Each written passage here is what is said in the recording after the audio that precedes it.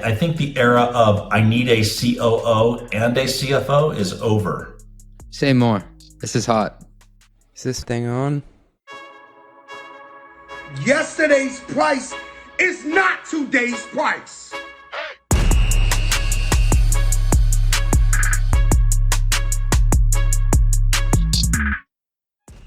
Welcome back to another episode of Run the Numbers. Today we're making a bit of podcast history because for the third time I'm sitting down with none other than Jim Cook, back by popular demand. Jim was my second ever guest when I launched the show. Now, nearly 150 episodes later, he's back, folks. First time we spoke, I had just landed my first CFO role and was figuring it out in real time. Fast forward to today, I've successfully taken a company to the finish line, and that was exciting. So let's just say this conversation hit a little bit differently. Jim, of course, has had an incredible career, one of the co-founders of Netflix, first 100 employees at Inuit, and CFO of Mozilla. He's seen it all. These days, he's sharing his wisdom through Cook's Playbooks on Substack, helping finance leaders go beyond the numbers and build real influence. In this episode, we cover a ton, how CFOs have evolved from scorekeepers to strategic operators, why transparency builds trust, and what the next evolution of the CFO role looks like. That's right, he takes us through the different epics of being a CFO. Spoiler alert, if you're not embracing AI, you may be left behind. So grab a coffee, buckle up, and let's dive in after a short word from our sponsors. Ready to plan confidently, close faster, and report with accuracy? Here's what sets Planful apart. Imagine purpose-built solutions for every department, from FP&A to accounting, marketing to HR, all with built-in financial intelligence. It's easy to implement Planful in just weeks with minimal IT involvement, enabling seamless collaboration across your organization's key financial workflows. Best of all, Planful grows with you. Its unmatched scalability ensures that no matter how fast your business expands, Planful can keep up. See why over 1,500 customers worldwide choose Planful as their flexible, user-friendly, end-to-end financial performance management platform. Visit planful.com/metrics to see how you can elevate your team this year with Planful. They will hook you up. It is planful.com/metrics. Tell them your boy CJ sent you. Planful.com/metrics. Listen, being a CFO, it's not always that glamorous. Sometimes I find myself watering the plants and taking out the garbage in the office. And, the best CFOs I know they're true business leaders. They know how to drive growth in heroic fashion.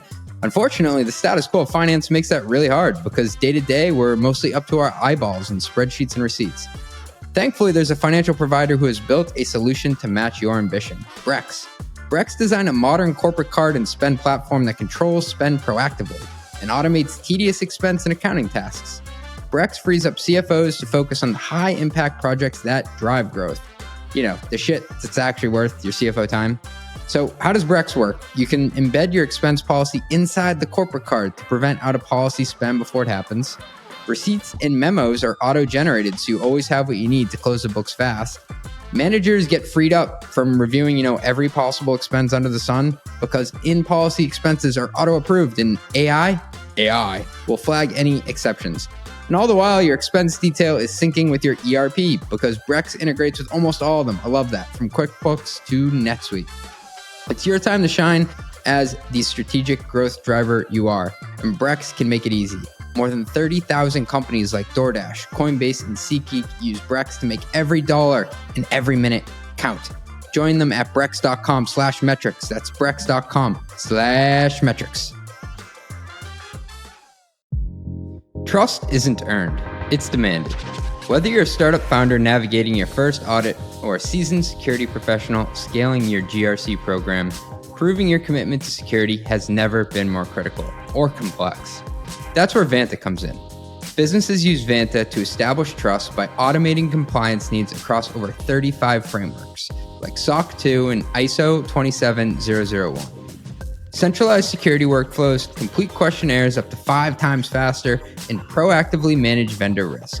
Vanta not only saves you time, it can also save you money. A new IDC white paper found that Vanta customers achieve $535,000 per year in benefits, and the platform pays for itself in just 3 months. Join over 9,000 global companies like Atlassian, Quora, and Factory, who use Vanta to manage risk and improve security in real time. For a limited time, our audience gets $1,000 off Vanta at vanta.com/metrics. That's vanta.com/metrics for $1,000 off. Jim, you're the only 3-time guest of Run the Numbers. Welcome back. Thank you. How's life these days? Life is good. Launched my Cook's Playbooks less than a year ago. Having fun doing that. Trying to create leverage and impact. I love that you're on Substack now. I read it every night before I go to bed. I try to catch up on the latest recipes you're cooking up. There you go. Well, I watched what Lenny was doing. I watched what you were doing with mostly metrics, and I'm a fast follower. So the first time I ever had you on, you were actually my second guest ever. I think you're probably around 150th episode now. And so I had just landed my first CFO gig. I was very nervous. This is it's probably only a couple months in. Now, third time you're on the show, I've successfully sold the company. So look at that. I actually figured it out along the way. Tell me more. You sold your company. Yeah, we sold Parts Tech. So, I joined 2.5 years ago. So what's that mean for you in terms of selling the company, and what's that mean for your future? It means my mortgage is a little bit lower, which is nice. Rate still sucks, but and then more importantly, it means I'm going all in on this content stuff. So I get to hang out with people like you more often. So are you fully out now? Yeah. So I'm in my last couple of days now where I just have to keep my phone on. Shorter transition period. I told them I'm exhausted after this. And you know how it is anyway with one of those things like CFO, or if there's a chief legal officer, you're usually the first one out the door. So it kind of makes sense for both parties. Awesome, man. Congrats. Thanks. It felt good to get one under my belt. I think I had a bit of imposter syndrome when I started the whole podcast and also the newsletter to a certain extent. The newsletter was cool because it helped me get my first job.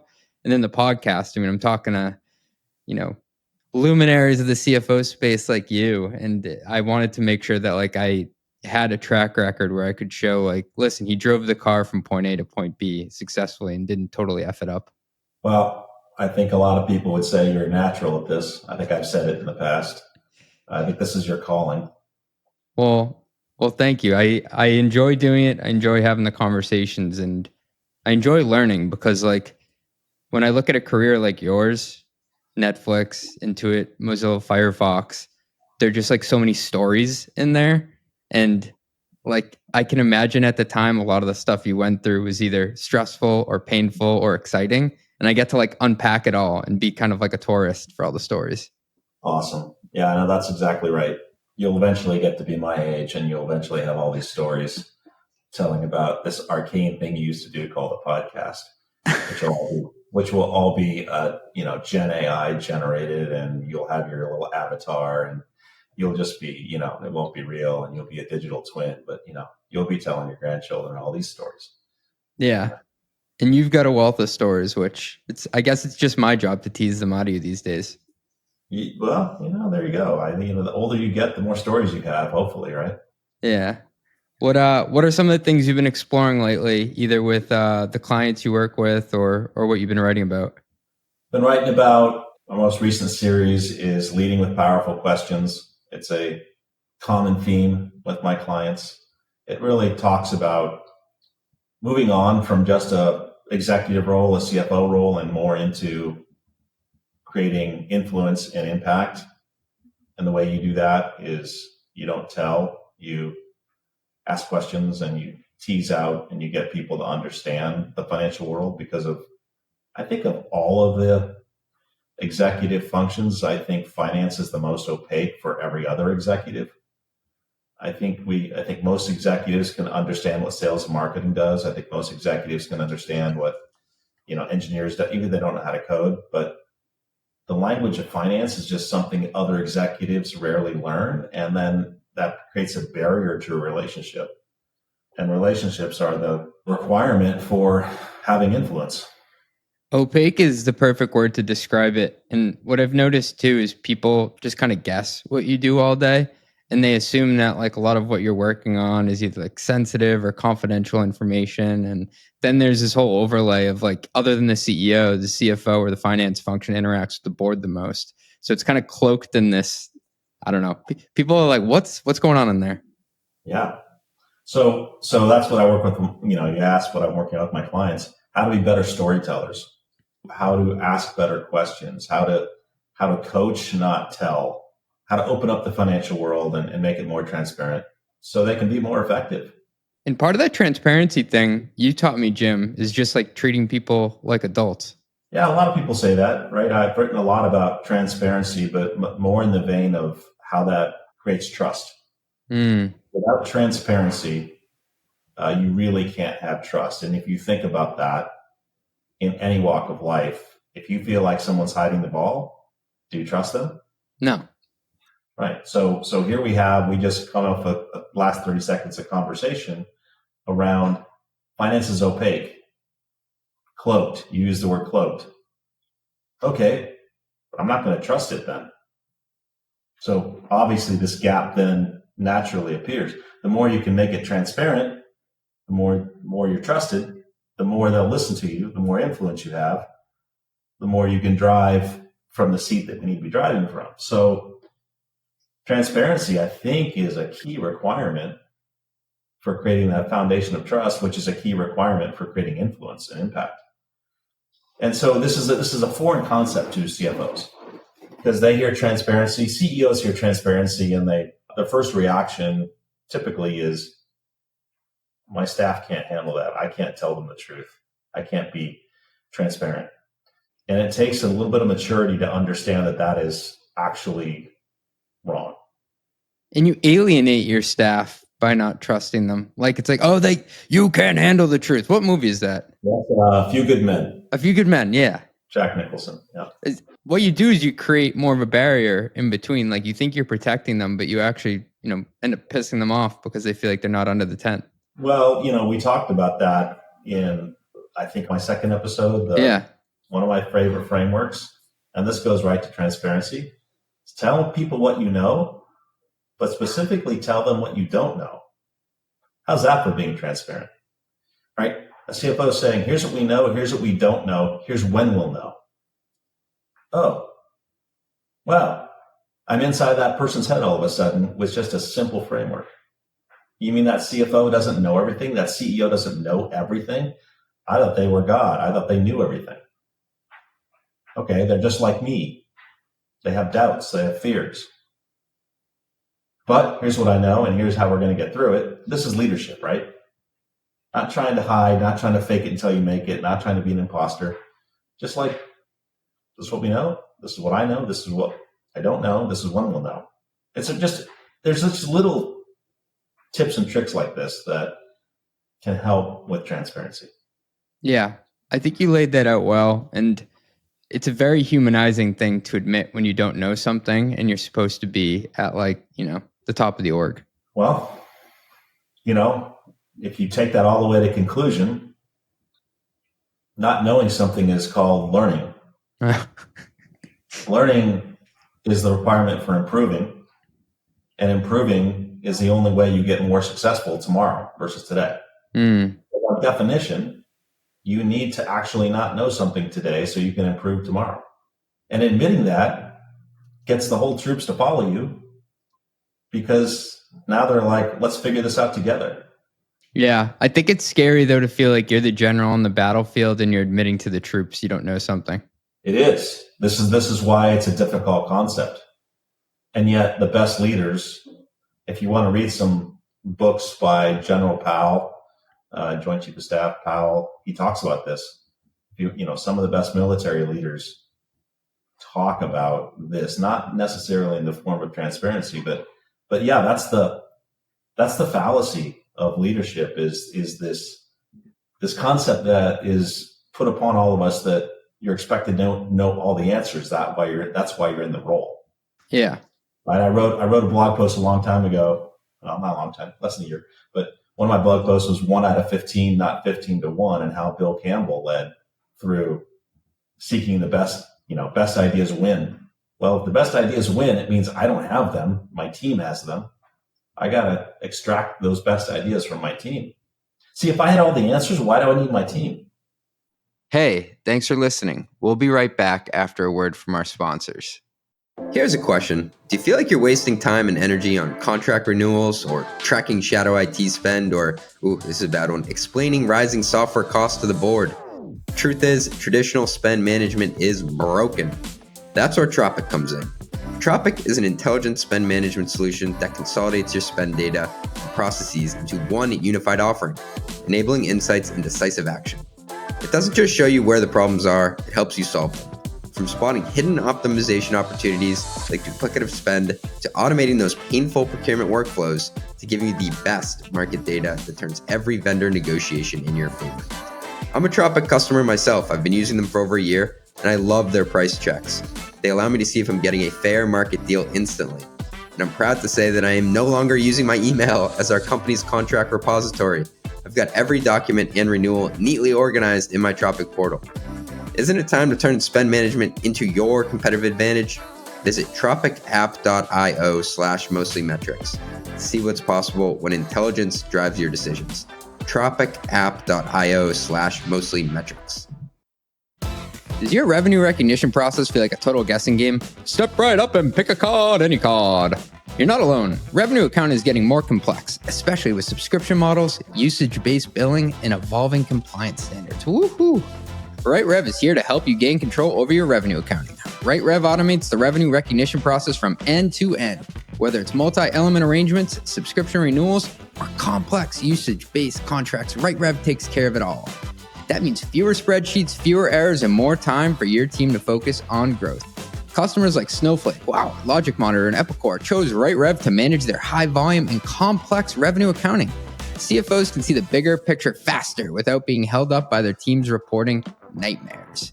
You know me, I'm a business model fanatic. And don't get me wrong, I love all the evolutions. We've got self-serve revenue, usage-based revenue, and now even success-based revenue, you name it.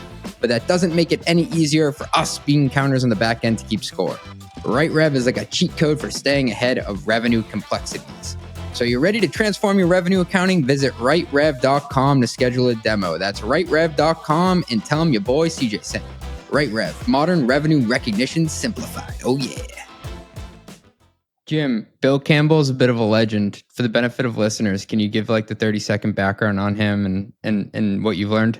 Yeah, I worked for Bill when I was between like 25 and 30 years old. He came to be his first real CEO role was when he joined Intuit as CEO, taking over for founder Scott Cook in 1994. And Scott turned over the reins to Bill. Bill started to become known, but really wasn't known yet. They eventually wrote a book about him called The $1 Trillion Coach. That was in, the early 2000s. And why did they call him the $1 Trillion Coach? Well, because he was an old football coach. He was an old football coach from Columbia University who came out to Silicon Valley, started his career in Kodak and then get to Apple and Claris. But he really took off at Intuit in the early 90s. I happened to be there. I happened to be working for him. He wasn't known as a coach back then, but eventually he got to coach. He was such a great leader of people, like a football team coach. He brought those same concepts to business, and he coached Jeff Bezos. He coached Steve Jobs. He coached Larry and Sergey of Google. He coached Ben Horowitz. He coached so many people that eventually he just became a legendary, and he coached them in a way of people first, not even business first, just relationships first. So a lot of what I talk about, I've learned directly from him.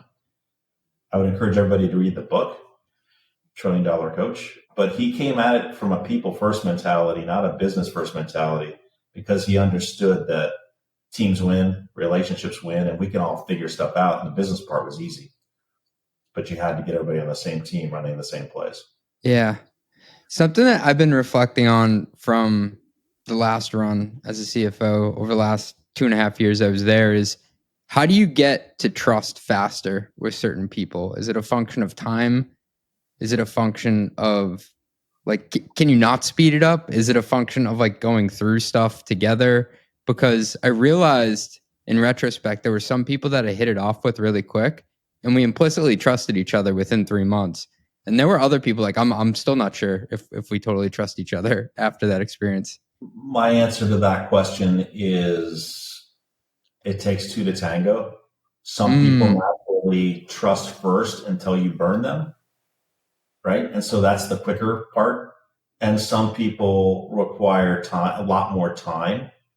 Trust, I've heard somebody define trust as consistency over time.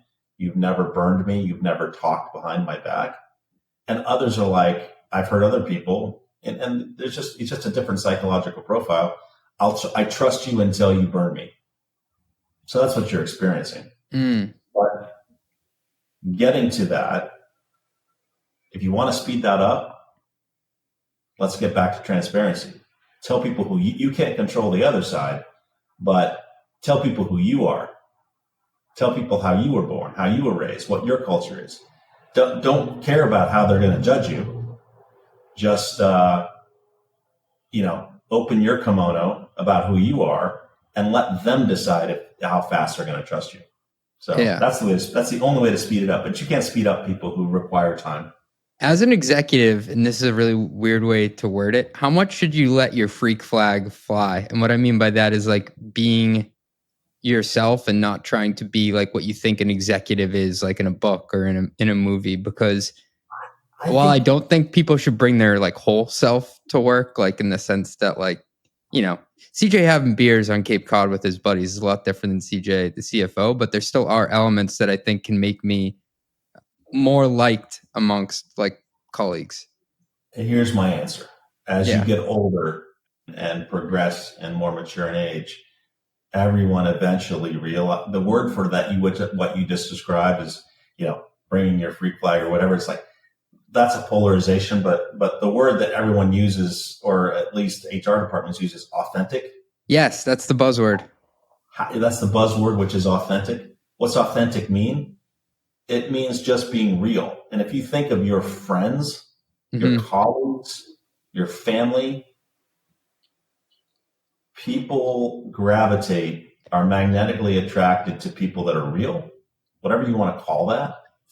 And they are repelled against people that are fake. This is just a human condition.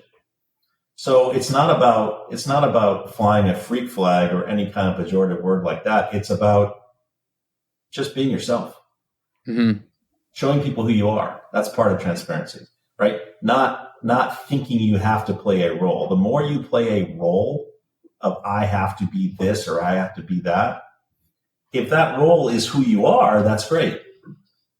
If the CEO or CFO role happens to align with the caricature of what that role is, that's great. But if you're faking it because I think a CEO or CFO has to act this way, then you go slower. And then people realize, like, I just want you to talk to me like a real person.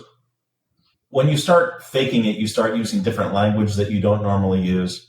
And then you get the feedback throughout your career. This happened to me. I'm like, wow, you really showed up just like a normal person. I want you to show up more that way. People start telling you, I want you to show up more that way. I connected you with better that way. And you're like, oh, well, that's actually easier. It's not so hard.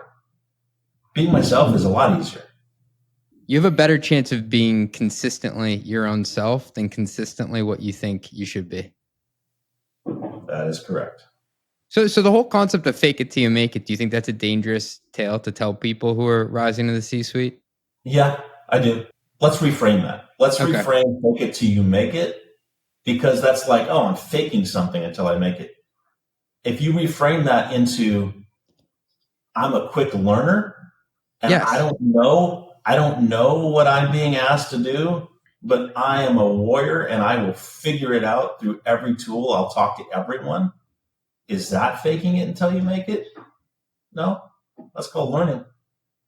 Fake it until you make it goes back to you're expected to know everything. And if you don't know anything, you're not supposed to ask for help. You're supposed to figure it out by yourself. Well, we already know that doesn't work, because the only way you learn something is by asking for help. But if I ask for help, I'm admitting that I don't know something. There's the paradox. You have to ask for help.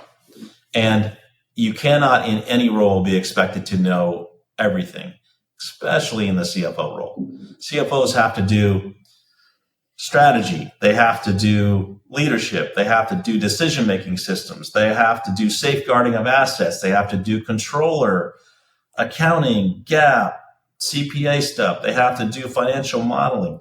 Who the hell is that unicorn? They have to do investor relations and be a good storyteller. There's nobody who's that unicorn. Yeah. So you're going to be good at some of those things and not good at other of those things. And when you're not good at some of those things, you have to ask for help. And asking for help is not faking it. It's actually growing. So I, really want to encourage folks to just embrace learning, ask for help. Listening to you go through that, I think it's like have confidence until you make it. Like faking it connotes, like you said, like a false, you don't actually own something. Like you don't know it. But if you have confidence, then that can propel you to actually figure it out. I have confidence. I can think about the best people that you have ever worked for you or with you. And when someone says, I don't know how to do it, but I'll figure it out. Let me have it. Let me tear myself. You love that person. Right. Right. It's confidence that you'll figure it out. Jim, in your coaching practice and just observing, let's say over the last 10 years, do you think that CFOs, do you think their 10 years are longer or shorter than they used to be? It's a great question. I think they're getting longer. You think they're getting longer? All right.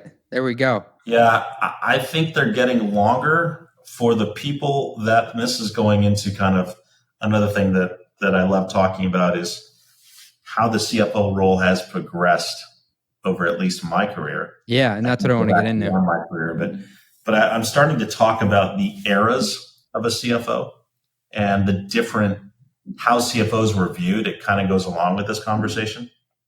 And as you progress through those skill sets and those eras, and I can go through what I think some of those eras are and the behaviors that were required and what people wanted and didn't want. If you can be a continuous learner and evolve your skill set, then your career gets longer. If it doesn't, if you can't, and if you're stuck with just being the back office scorekeeper, you're really good with numbers, you close the books, you're a CPA, you're not any forward thinking, you haven't progressed, your career is going to be shorter because there's going to be someone better than you who can do that plus do the forecasting. And then there'll be somebody better than you can do that plus the forecasting, the modeling, plus the investor relations. And there'll be somebody better than you. And why wouldn't a business replace you with somebody who does multiple things, not one thing? And then there's going to be somebody better that does systems and brings AI into the equation. Like, why wouldn't I bring that and then do investor relations, right? So if you think about this arc of being a continuous learner, confident that you can actually figure it out, are a leader of people, then you can have a really long career as a CFO. And people tap out along the way. They will tap out along the way, but some don't. Some just keep rising. Because I had anecdotally heard that it was one of the shortest tenured positions in the C-suite. It was something around it was under 2 years, I think, on average, that most CFOs lasted in a role. Now, I don't know if that's just, law of bad CFOs being out there and getting burnt out of roles, or... I think it's a bias. It's biased? I think it's a bias toward the role because I can apply that same tenure to CEOs. There's data out there that the average CEO tenure is 2.5 years, but I'm not sure people have looked at that. The average employee tenure is 2.5 years. How do I know? Look at the attrition rates. By 2019, the attrition rate was approaching 20%, maybe even more. So, yeah, once upon a time, CFOs were thought of as bean counters, right? Why? Because it was all about safeguarding of assets. It was all about compliance and control. It was all about being a data jockey, and that was great. The CFOs came from the CPA world, the Chief Accounting Officer world.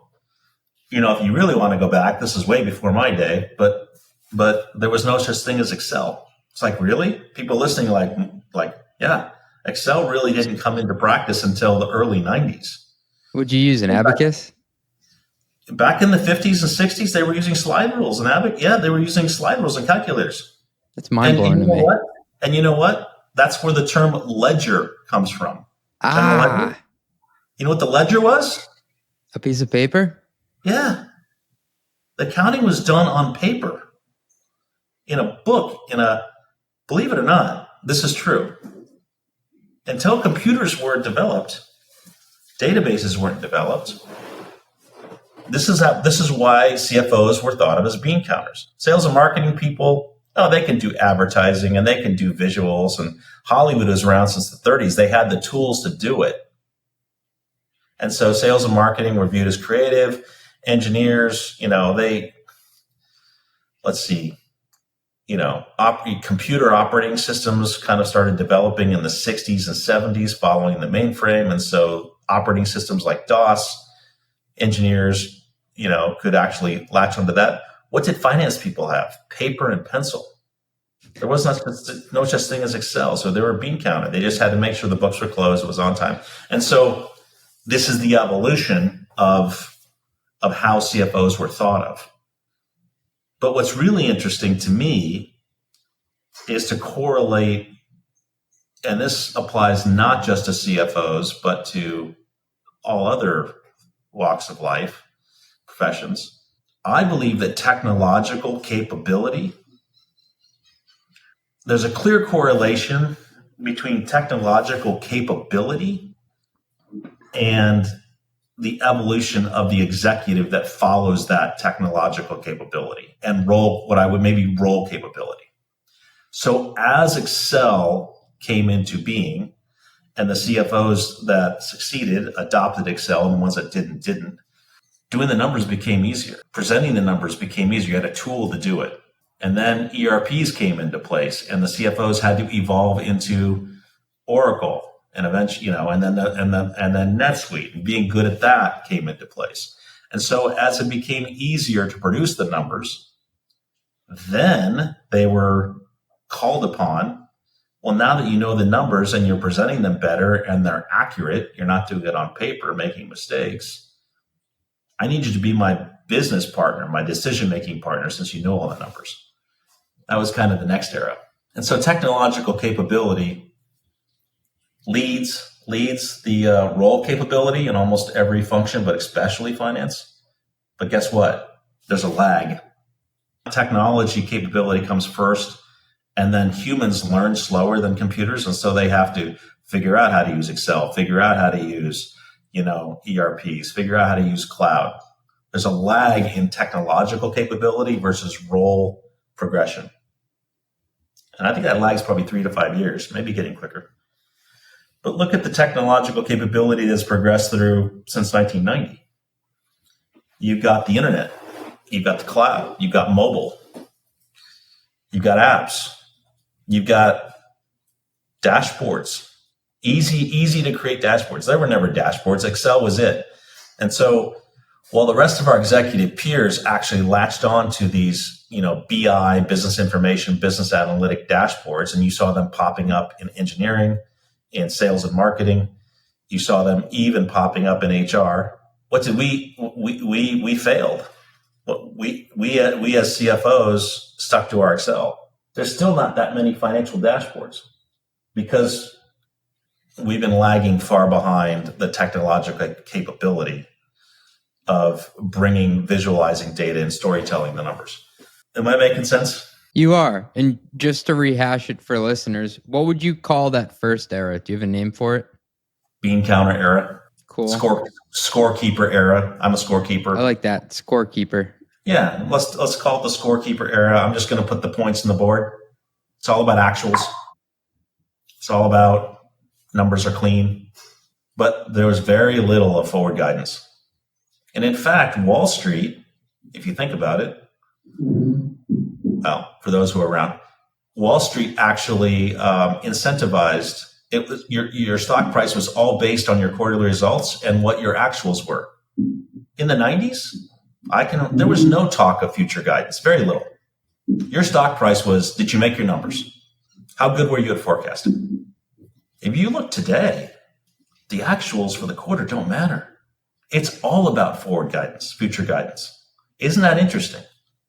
Like, Wow. companies can miss their numbers, but as long as the future guidance is great, stock price goes up after the conference call. And companies beat and they get crushed. The opposite also happens. I crushed my numbers, my actuals.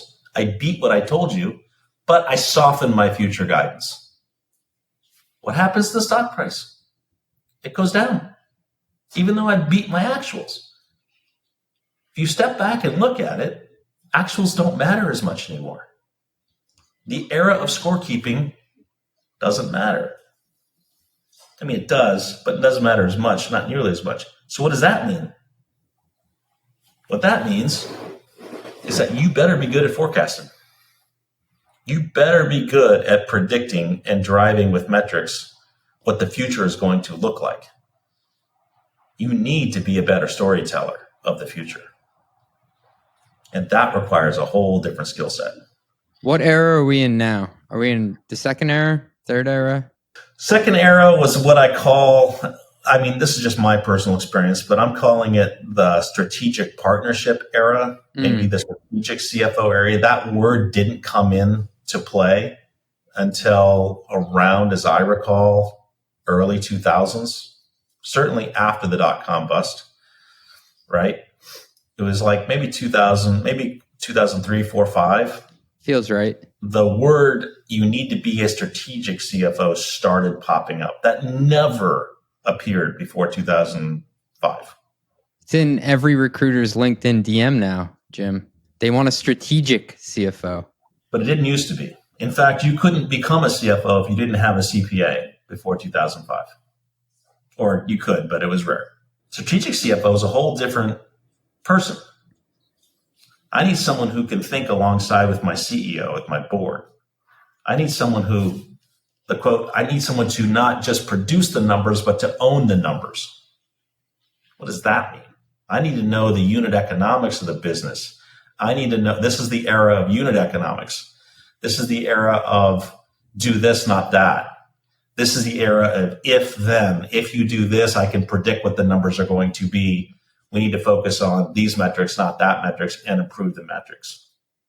And the great CFOs that evolved from bean counter scorekeeper to that became the consigliaries to their CEOs, became the only person in the org who could partner and make better decisions because everything connected to this giant database system of record where, you know, they could go talk to their sales and marketing and come to a sales and marketing executive like strategy or their engineering strategy. But there was no other place in the organization that brought it all together and made really holistic decisions than the CFO. And that was the strategic partnering era. I would say that lasted from, say, 2005 to 2015. There was a third era, and it came along with SaaS. Because what was going on in that strategic era, because we were forecasting the future, it was all about revenue. It was all about growth. Wall Street only talked about P&Ls. Nobody was talking about balance sheets. Cash flow statements, what were those? Analysts never wrote about cash flow statements or balance sheets. It was always about the P&L. It was always about top line, bottom line. That's only one of 3 different models of a CFO. All of the other safeguarding of assets had gone by the wayside. Oh, cash flow, whatever. Maybe we bring free cash balance sheet, whatever. No one ever talked about those in conference calls. Until around 2015, when the subscription models really took hold and SaaS became a new language in finance. And we had to develop new lingo. You and I have talked about this before of, CAC, customer acquisition cost, and lifetime value. And we had to reframe how we forecasted the future in a subscription business where we're getting less money now, but more money over time in a more predictable way. And you know what SaaS economics are? If you really step back and think about it, you're bringing back the cash flow part of the business.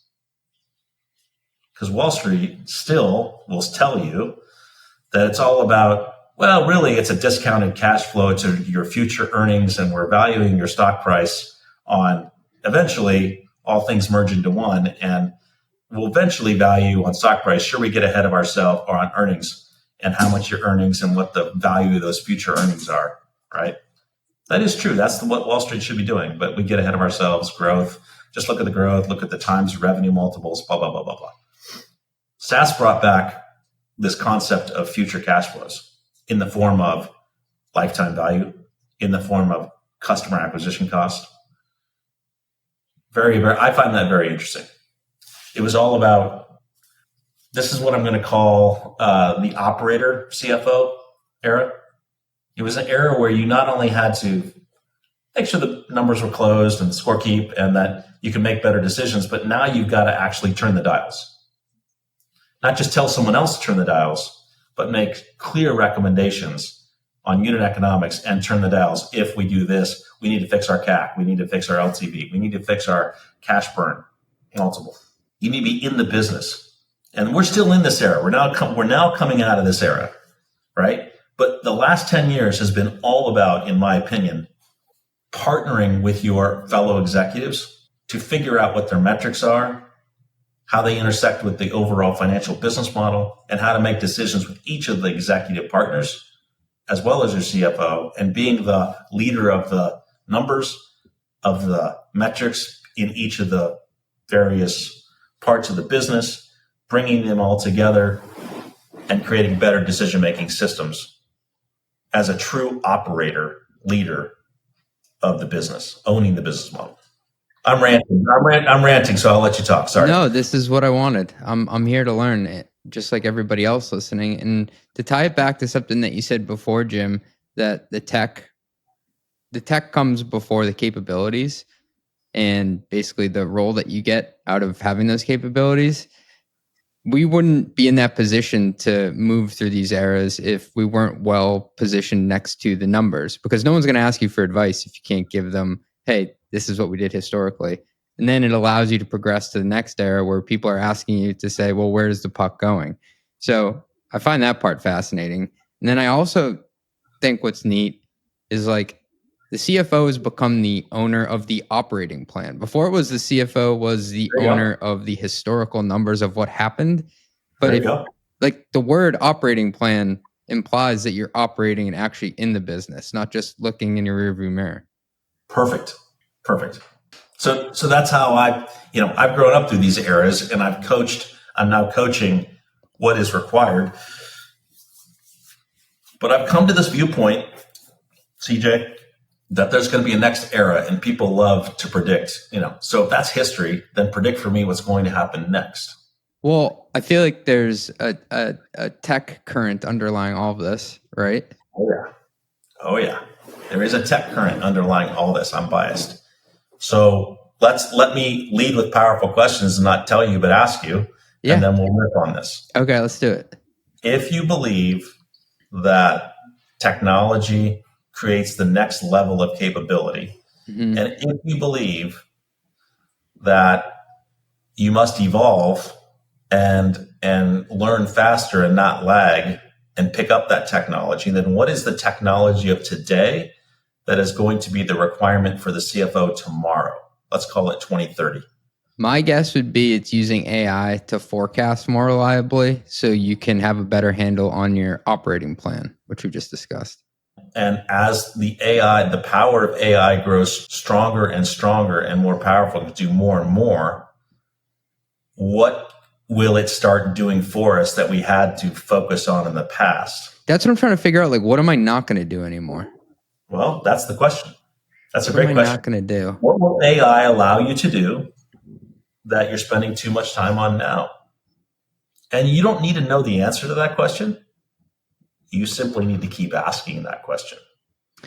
Because the human brain has a remarkable ability that when you ask it a question, even if you don't know the answer, it'll cogitate on it. And it will eventually, this is how our human brains work, be like, oh, right. And that's how invention happens. So you don't need to know the answer. You just need to keep asking the question, what can AI do for me? What can it save time on? So this is why I'm writing about AI agents in my Substack.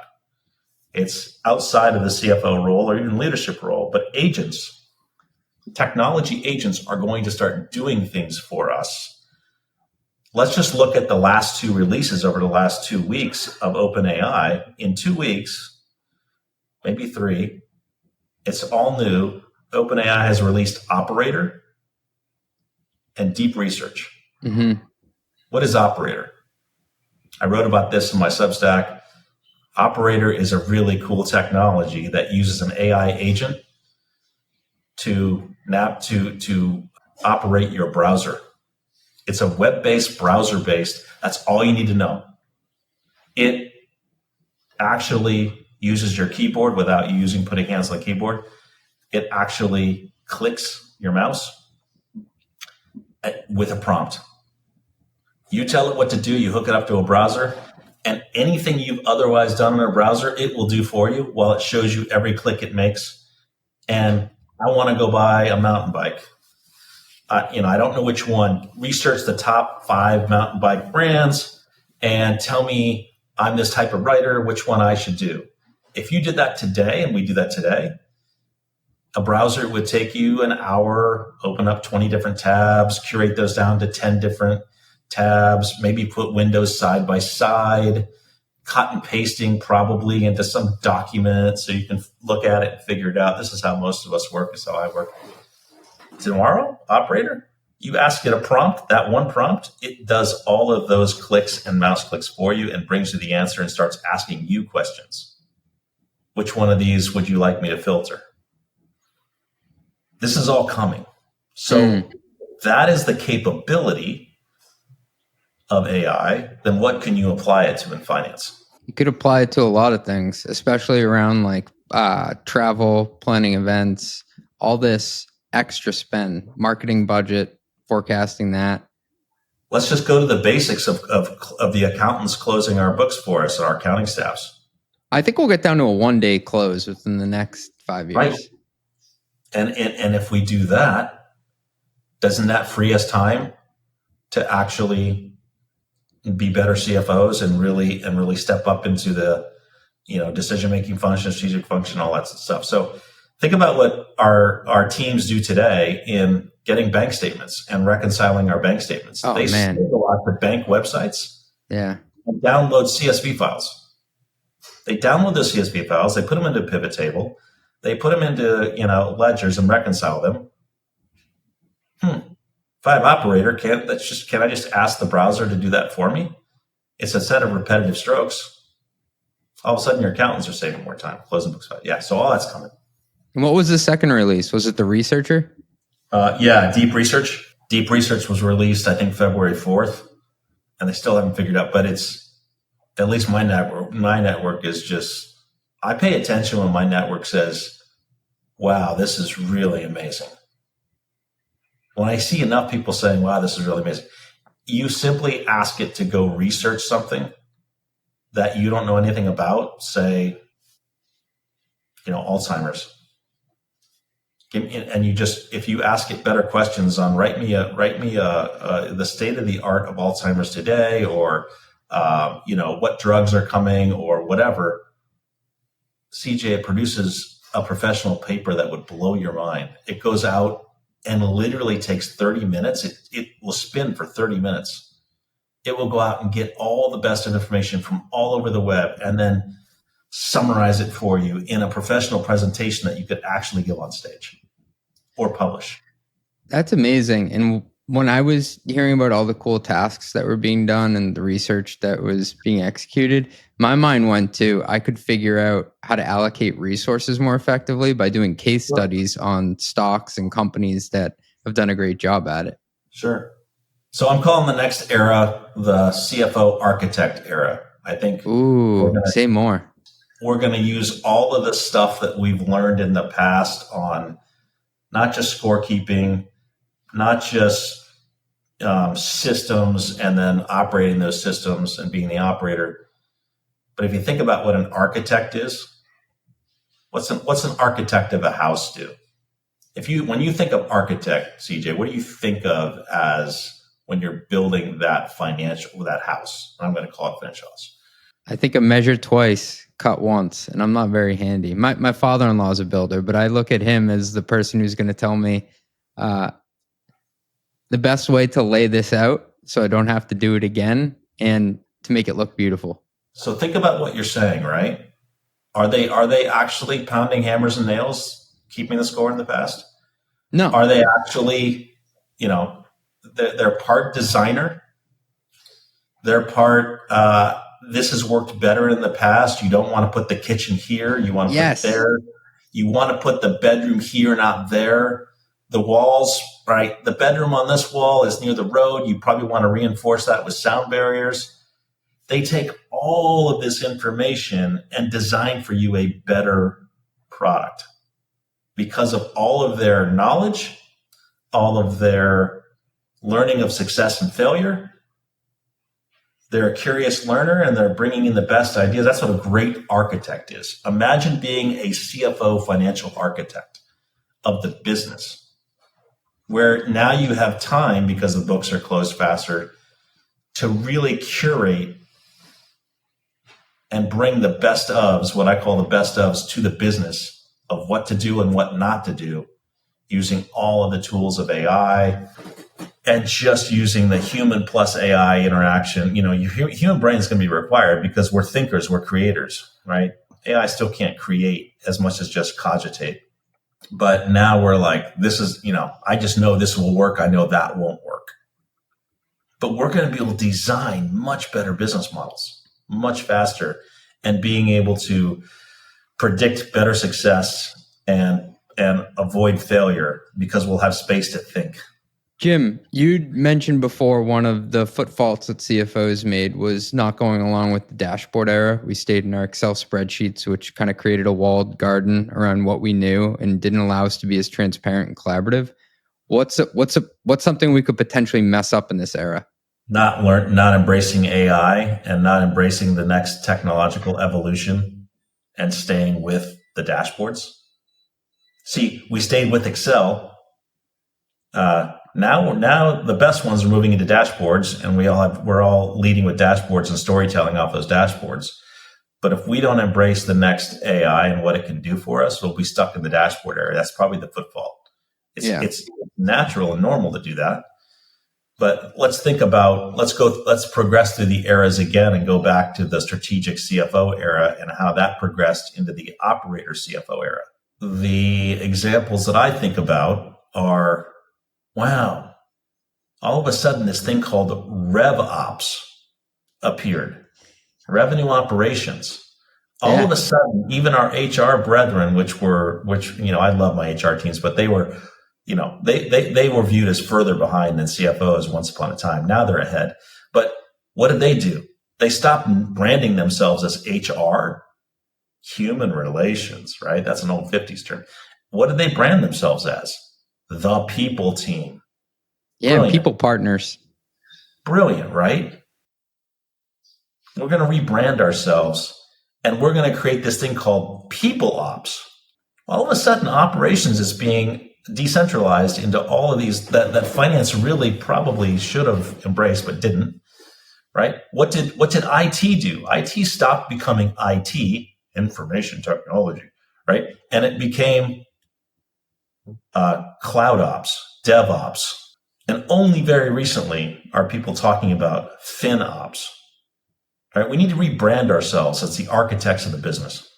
This sounds like a bigger role that we're getting if we can do it right. Always is.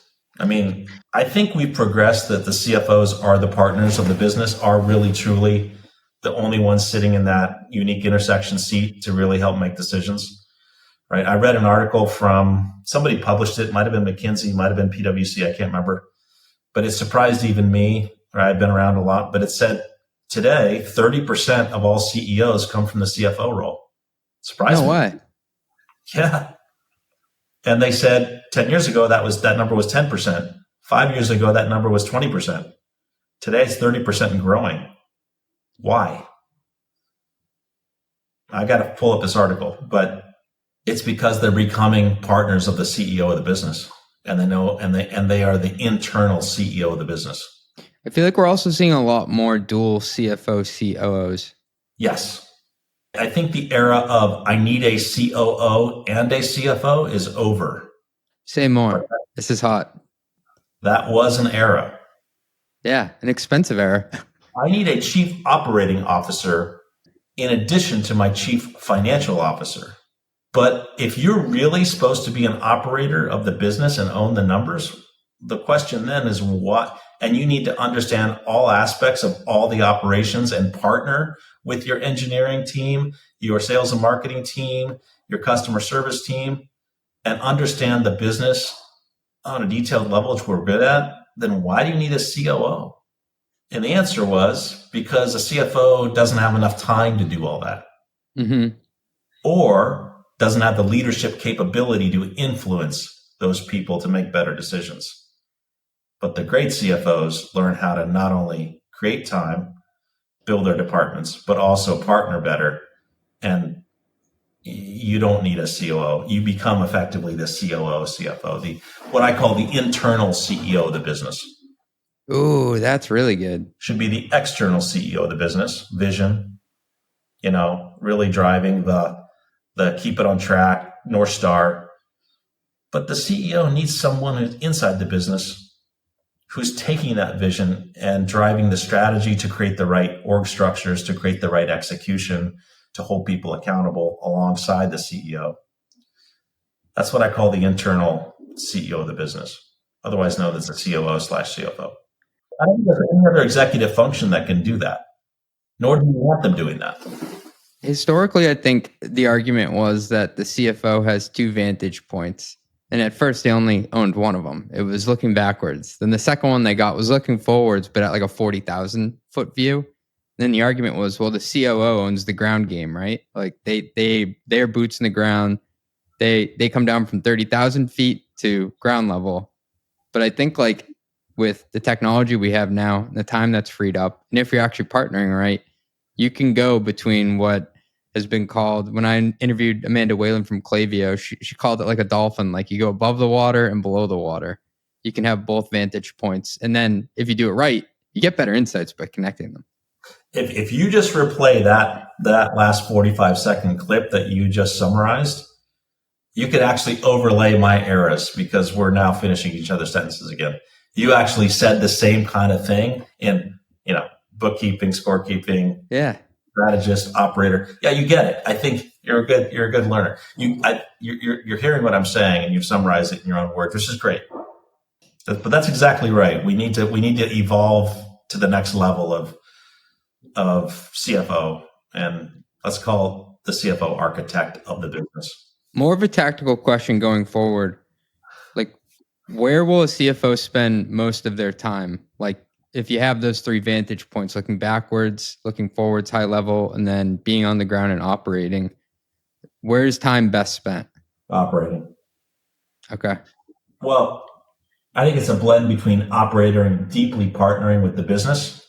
And then from that learning, because you can't do it all, you just have to be the coach of the CTO, be the coach of the sales and marketing organization and partner with them, and you're winning together.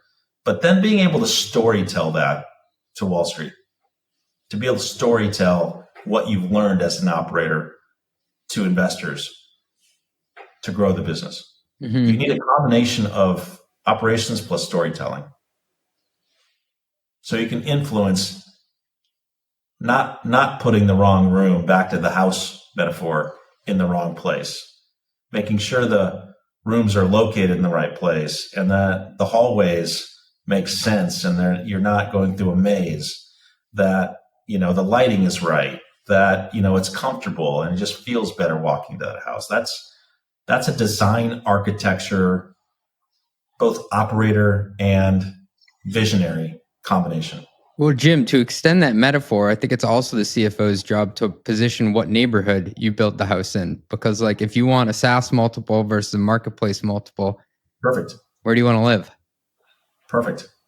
Yeah, you're getting it. That's the next era. It is a lot of responsibilities though, because now we're talking about translating the macro to the micro, right? Like it's your job to tell the story, but also to bring the story back to the people inside the company. And simultaneously to translate the micro at the detailed operating level to the macro. Yeah. So yeah. It's both. And that's what your dolphin metaphor was. Right. Was flying high and flying low at the same time. Yeah, it's a large calling. Like, it's not for the timid. No. It's fun though. How fun? Yeah, for some of us it's fun. Others aren't going to make it, back to our earlier conversation, and we'll tap out. Jim, this has been a blast. Oh yeah. Anything you want to plug before we go? What are you working on lately? Where can people find you? I think I've plugged enough, but I'm writing now on Cook's Playbooks on Substack. Go find me on Substack. I've just launched my new website, www.benchboard.com. I finally brought it out of the dark ages and connected it all to Substack, and I'm on LinkedIn, so you'll find me in many of those places. I always have to say though, like I really respect like the legends of the game that still like operate off of like a Yahoo email address or a Hotmail, or they have like the worst website in the world, like Paul Graham. Like I don't even think it. I don't like the website says this is not a secure website. Like there is something admirable that you're being so important that you don't even change it. Not for me. I love being at the top of the game, and I know. It makes me personally cringe. I'm a builder. I'm an entrepreneur at heart. And you're an architect, Jim. For me not to walk the talk and be involved in AI and be trying to coach the latest and the greatest, even at my stage of my career, like I just have to do that. That's just who I am. And even when we text, you reply sometimes with images that you create on OpenAI. I'm like, holy shit, how did you create this so fast? So I look to you as the shepherd leading us into this next era. Nice, thank you. Run the Numbers is a mostly LLC production. Yelling an intro by Fat Joe. Artwork by some AI thingamajig. Podcast and video editing is done by Cleancast at cleancast.io. Nothing said on this podcast is intended to be business or investment advice. It's the sole opinion of me, a guy who feeds his dog too much ice cream and has a history of net operating losses, LOL. If you like this podcast, please hit subscribe. It would mean a lot to me. And also check out mostlymetrics.com. That's my newsletter where I explore business models and financial metrics. Thanks for riding with me. Share this with your friends. Peace.